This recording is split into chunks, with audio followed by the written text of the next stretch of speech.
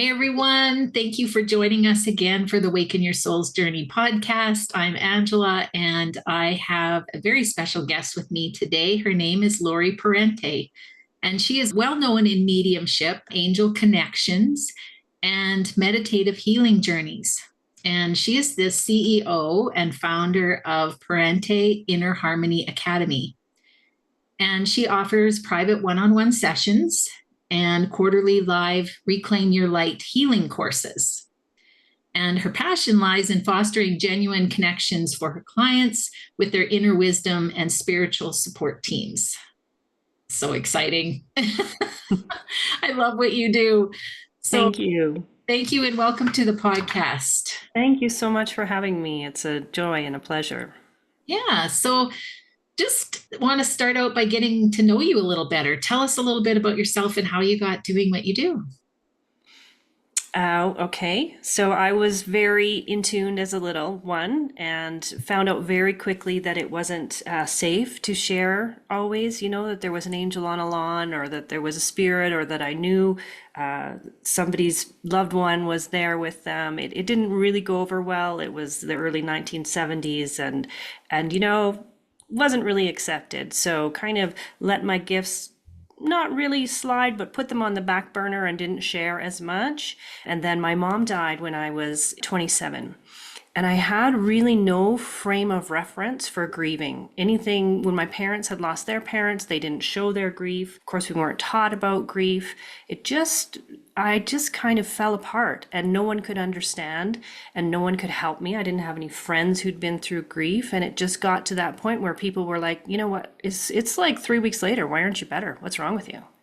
And so I kind of went down this solo journey of stuffing my grief down and really not attending to it. I tried to go to grief counseling and a family member said to me, "Oh, you're crazy. That's just for crazy people," things like this.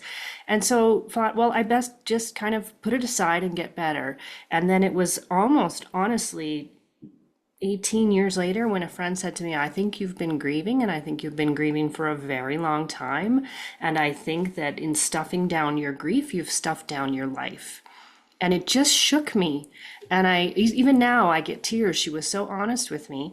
And I got myself to therapy and I worked it through. We have to work through that grief. We can't just put it away. And then after that, I took a mediumship course and everything just kind of blew up. And I started really speaking to spirits and speaking to angels and having all these amazing, wonderful things happen. And then I was working with a teacher and she said, you can do this for other people after I'd done the work on myself, and it's just been so wonderful to work with people, to feel their grief, to help them to work with their grief, to integrate their grief, and then to connect them with their loved ones, their angels, their guides, and have them open up to that arena of not being alone on this journey. Yeah, yeah. And I know myself working in energy healing, often when I was working with the healers, messages would come through from Blaine and there would be lots of evidence, and so there was without a doubt a connection. And it was so comforting for me. And so I just love what you do because I think it really goes hand in hand with this grieving process to really understand that there is more out there. And Mhm. so, yeah, I'm just fascinated with what you do. Yeah. Thank you. It's been quite a ride, and it's always a joy to work with people. I think I've gotten to the point where I can see grief on people, and I'm sure as an energy worker, you just know it, you can see it, you can feel it, and helping them to get unstuck or to unravel that. And I find when we're connecting with our loved ones in spirit, we can connect with them and get like little messages and things. But when we do the work to really kind of clean up that relationship, so it's now no longer a human to human relationship, it's soul to soul, then our relationship with them just opens up wide and we can have full on wonderful, beautiful conversations with them. Mm.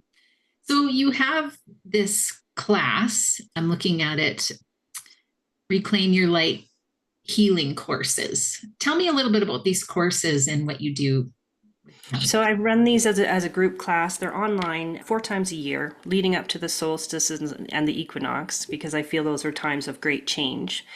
And we do a 3-day healing where the first day is all about releasing any energy that we're holding that's not ours or that's ready to go or that is just doesn't have a space in our life anymore. And then the second day is all about connecting. So we spend time working in connection and going somewhere where I call soul sanctuary, where we can connect with our spiritual team and our loved ones and our angels and everyone that is so exciting to connect with. And then the third day, I say it's about activations. So we activate those soul gifts that are ready to come forward. Beautiful. And anyone, I assume, can come to these courses. Yeah, I think that everyone has, no matter where you are on your journey, there's something that's going to work for you in the class. Yeah. So I know that there's a lot of people out there that really do want to connect with their loved ones and they really want to have this connection with spirit. So what advice would you give them to help them move forward in that connection? I feel that so many people are waiting for their loved ones to connect to them. They are saying they never come to me in my dreams. They don't give me signs. They're waiting for them. And I think it's the other way around that we can open up that conversation, that we can say, hey, I would really love to have you come into my dreams and I'm open and just opening it up because there's still a lot of fear around it sometimes, right? So what is the fear? What are you afraid of? Write it all down. What do you think could happen if you connect with your loved one? What is holding you back? What is the resistance about? And then just allowing it to happen. And if you're somebody who knows how to do a little bit of meditation, closing your eyes and inviting them in. And I think once we initiate that, we're taking back that innate ability that we have to connect. We're not waiting on them to connect. Yeah. So what do you think are some of the common fears that people have with connecting? Honestly, I think the most common thing I hear is people say, once I open that door, I'm going to let in all these weird, bad, evil things. Because that's what we've maybe been taught, right? Or maybe in religion, or that it's not right, or so they have this thought that what's going to happen afterwards? All these weird things are going to start happening. And so it's about looking at that and just really, is this true? Or is this just something I was taught? Does this feel right to me? Or does it feel more right to me that I can just connect with my light to my loved one? Yeah, I love that. Yeah, and I like that you suggested, writing down your fears and trying to get those out and forefront because yeah, I think sometimes when you do that, that just releases them right there. You've recognized that the fear is there and often it's unwarranted. Now, a lot of people will talk about protection. What is your advice on all of that? Protecting yourself from dark energies or I look at it a little bit differently. I feel that the word protection makes me feel like there's something I need to protect myself from. And it kind of brings up that fear for me. So I always just say, invite in your light. Ask your angels to be around you and just see a shower of white light coming around you. It's not a protection, it's just an opening to me. yeah, I love that.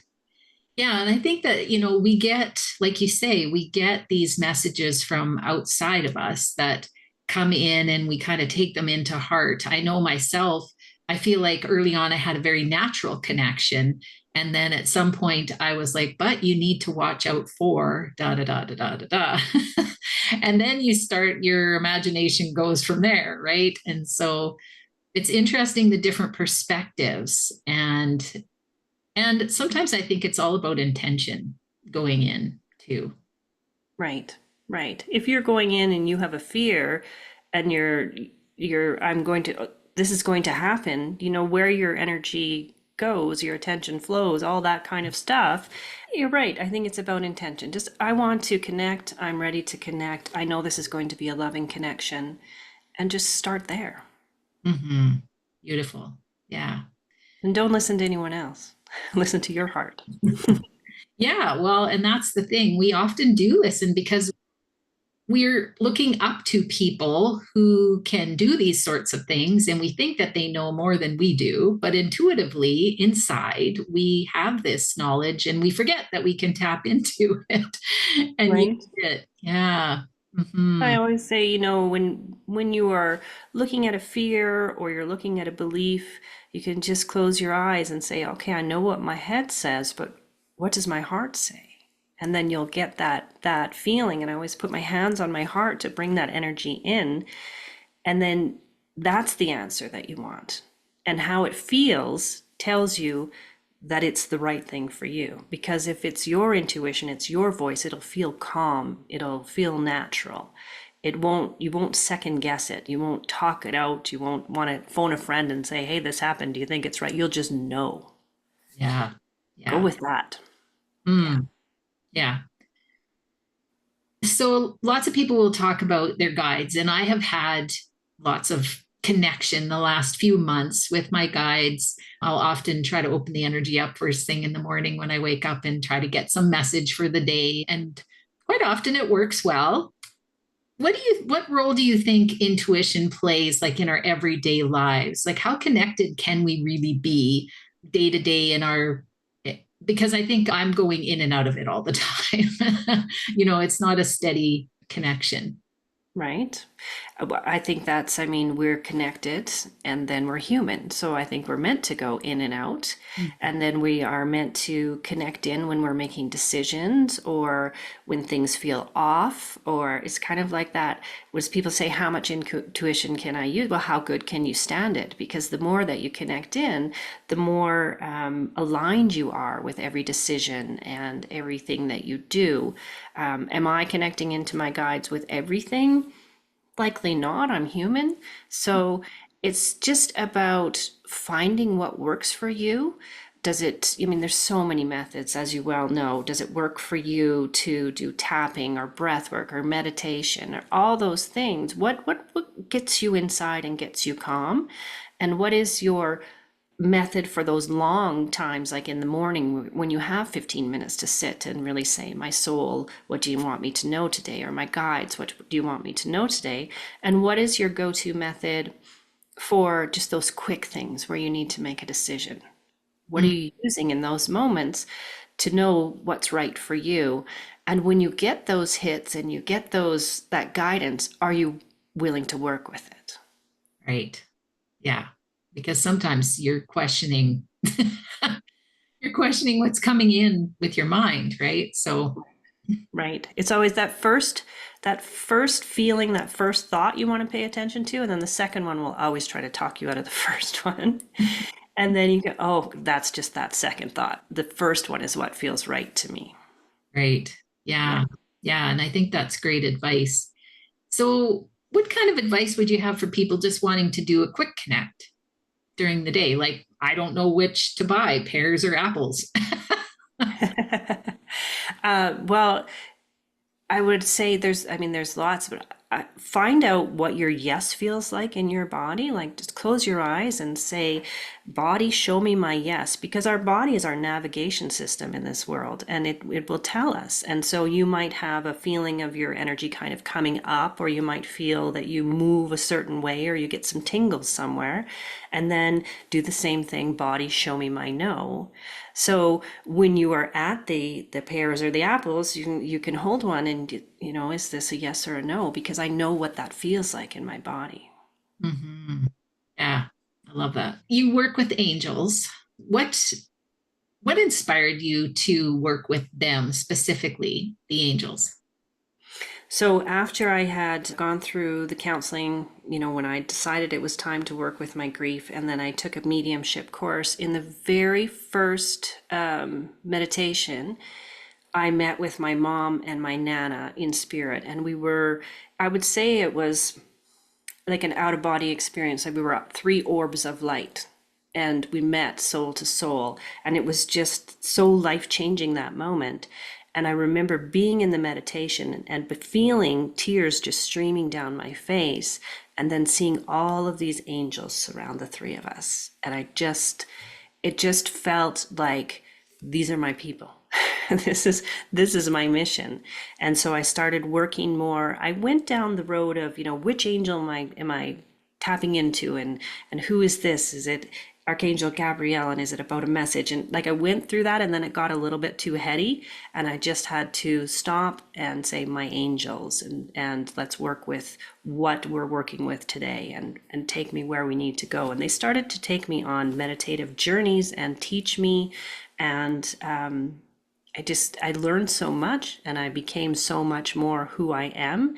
And I say I carry angelic frequencies, so that when I do energetic healing, it's healing coming through from the angels. Love that.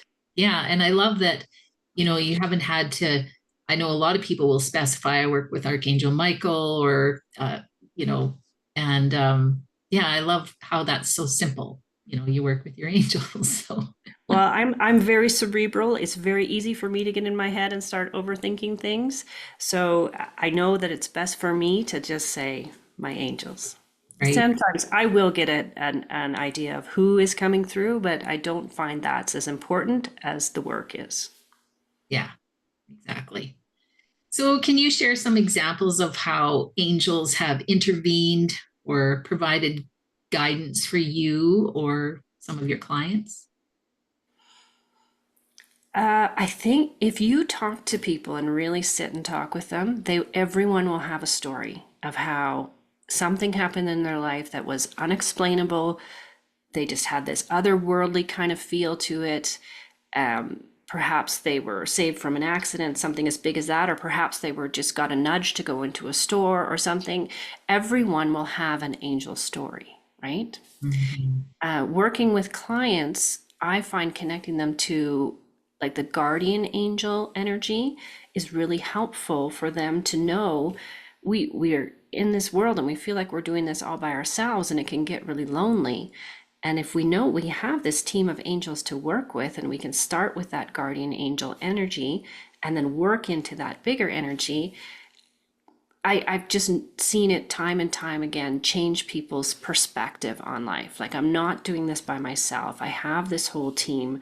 I can tap in, and I can tap into their wisdom and their guidance. And life becomes more magical and more joyful. Love that. So, you've been working with clients for a while. Can you share an experience that you've had, um, maybe something impactful that you've had while working with a client? It's a big question. I think the biggest thing is when angelic healings come through. When someone has been dealing with something like, say, I had a client who was dealing with headaches her whole life, and nothing they couldn't explain it. She'd been for all the tests. She would try her best not to take medication, but ended up taking it every day. And she was in one of my Reclaim Your Light classes, and we did a healing. And she noticed 3 days later she had no more headaches. Mm. It was just time for whatever was going on with her, and I believe it had to do something with shame for her. It was just time for that to be lifted. And she didn't even notice for a couple of days that, wait a second, I don't have any headaches. And so there can be so much that we're holding within our bodies, within our lives, that our angels can just say, you know what, it's time for this to go, because we want you to open up more room in your life for more light, so that going forward, you can live with more joy and more peace and more compassion. Mm. I love that. Yeah. Working as a medium and healer, how do you see the future? Because I think a lot of people are worried about, the world and the state it's in right now. And I'm just curious about your vision of the future. I feel we are in a time of great change. We are in a time of moving from, people will say, from 3D to 5D. We're in a time when all of our systems are changing for the better, to not be so top down and have this small group of people in power. and more of the grassroots, more of the people standing up and doing what's right for them. And I believe this is going to change all facets of our society and lead us to a place where we're all more tapped into our intuition, we're all tapped into our team, and we are working with energy so much differently. We'll be working with sound energy and color energy, and it's going to change our medical system. It's going to change our education system. And I don't believe that it's going to be this big chaotic mess. I feel that it's just going to evolve in a beautiful way. And if we can stop ourselves from getting into the trauma and the drama and getting, stuck in all of that, if we can just hold the light and realize that we came here for this time, we were called to come here at this time, we likely volunteered to be here, which sometimes we'll think, what was I thinking?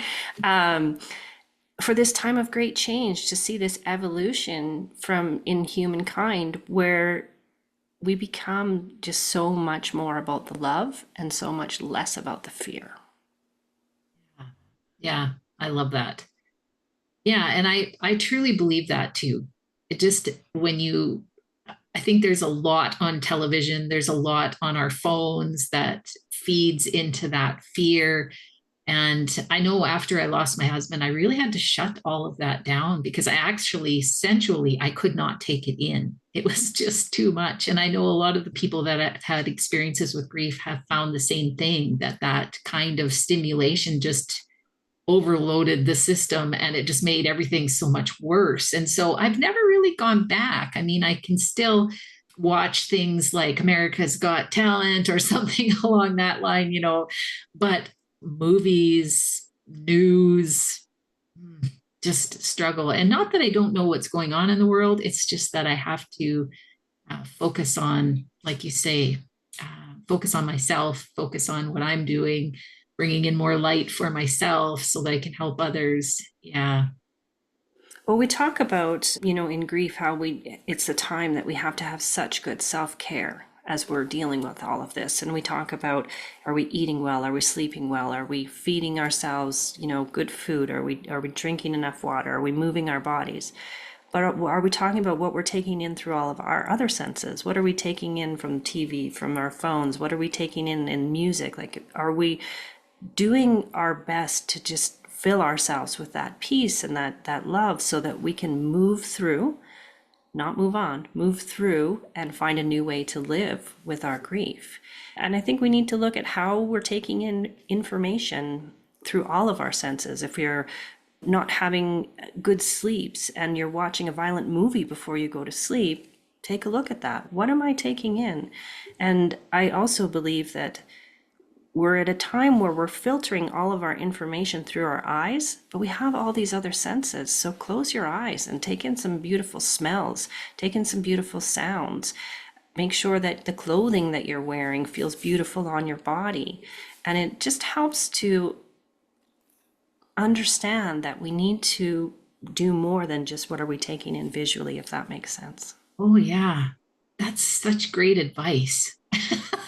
I'm getting tingles. I just think that's so amazing, to just start focusing on the other senses. Yeah. And I mean, I've heard that before, but not the way you just put it.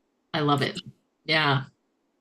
How can people find you if they want to work with you or learn more about you?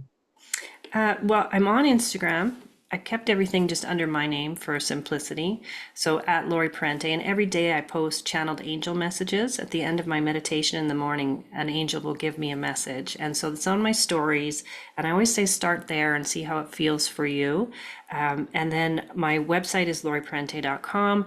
And I have a free guide and guided meditation for connecting with a loved one. And so you can give that a try and see how that feels for you and go from there. Yeah. Yeah. And I love how, you suggest that if it resonates with you, to go with it and to check that out. I love that. Do you have any other advice you'd like to share before we go? I love the concept of always, no matter what's happening in your life, remember that life is happening through you and for you, not to you. And lean into that, okay, this is where I am right now, but it's not my identity. I am experiencing grief right now. I'm not someone who is stuck grieving. And so looking at life as always moving and energies as always moving, and that helps you to process them and to fully integrate whatever it is you're dealing with. Yeah. I think that's important because we end up walking around very tense and tight and just recognizing that we're in that situation that we don't need to be. We can relax. We can trust that everything's working for us. And yeah, that Right. makes life a lot easier. Mhm. And it doesn't need to be so serious. Even if something serious is happening, there's still room for joy, there's still room for laughter, there's still room for play. Yeah. You know, when a person kind of forgets how to do that. Mhm. A friend and I were just talking about it, about how we've grown up so serious and how we've taken everything in life so seriously. I mean, our jobs, our uh, being mothers, all of those things, and we forgot how to play. Right? Hmm. And many times we were taught as adults to play it needed to be by numbing ourselves somehow, right? Hmm. So playing is very important. Make time for play and laughter. Yeah, wonderful. Well, thanks again for doing this. I really, really appreciate it. You're so welcome. So great to meet you. Yeah, you too. And I want to thank everyone for listening, and bye for now.